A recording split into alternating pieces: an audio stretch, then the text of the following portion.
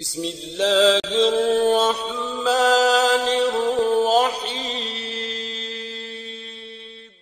Virus Pakistan میں پھیلا ہے، لوگوں کا اعتقاد خدا پر بہت مضبوط ہے، جو کہ بہت اچھی بات ہے، لیکن ہم نے لوگوں کو یہ بھی کہتے ہوئے سنا ہے کہ ہم چونکہ کلمہ گو مسلمان ہیں، ہمارا چونکہ خدا پر ایمان ہے، تو ہمیں اس وبا سے ڈرنے کی ضرورت نہیں ہے۔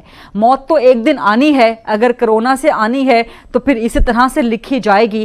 تو یہ جو ان کا خدا پر توکل ہے اور اس کے ساتھ ساتھ جو حفاظتی اور احتیاطی تدابیر ہیں، اس کے بارے میں آپ کیا کہیں گے؟ اس کے بارے میں مذہب کیا کہتا ہے، شریعت کیا کہتی ہے؟ جی، بسم اللہ الرحمن الرحیم، والصلاة والسلام علی رسولہ الکریم۔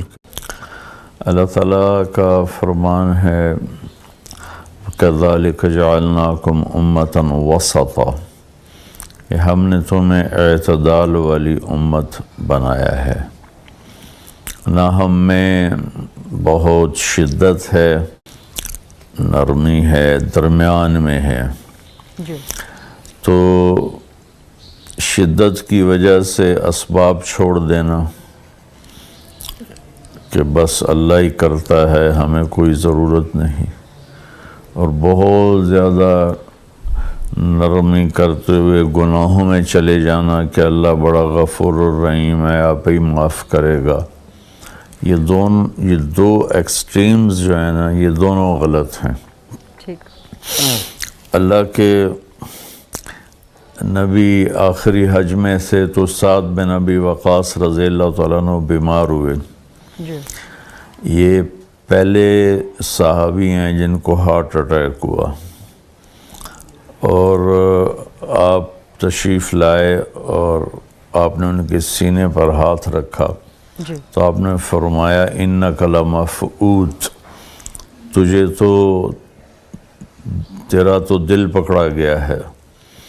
اور آپ نے فوراً فرمایا کہ اس کو حارث بن کلدہ کے پاس بھیجو۔ حارث بن کلدہ اس وقت ایمان نہیں لائے تھے اور غیر مسلم تھے، اور بہت بڑے وہ طبیب تھے، حکیم تھے، وہ بعد میں مسلمان ہوئے تھے۔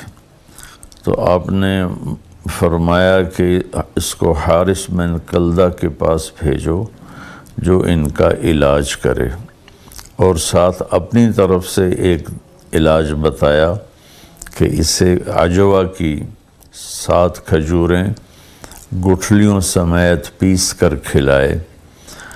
تو اگر اس طرح یہ ہوتا کہ ہم مسلمان ہیں، ہمیں اللہ پہ توکل کرنا ہے، جو ہوگا دیکھا جائے گا، تو اللہ کے نبی صلی اللہ علیہ وسلم بھی یہ فرماتے کہ سعد کوئی بات نہیں، جو ہوگا دیکھا جائے گا۔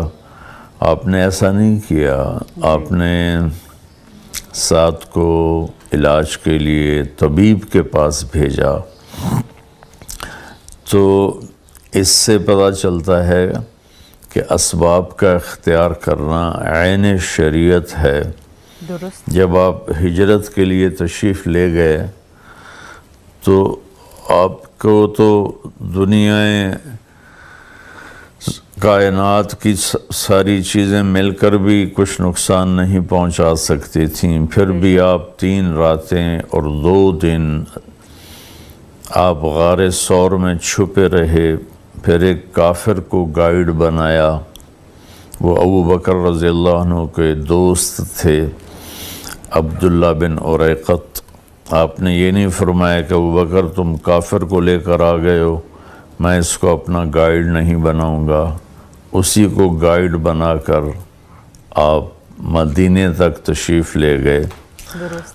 تو 2 جہاں کے سردار ہیں، آپ کھلم کھلا بھی جاتے تو جبریل و میکائیل آپ کی حفاظت کے لیے دائیں بائیں موجود تھے، لیکن آپ نے امت کو یہ سبق دینا تھا کہ حالات جس قسم کے ہوں جی، اس کے اسباب اختیار کرنا یہ میری شریعت ہے۔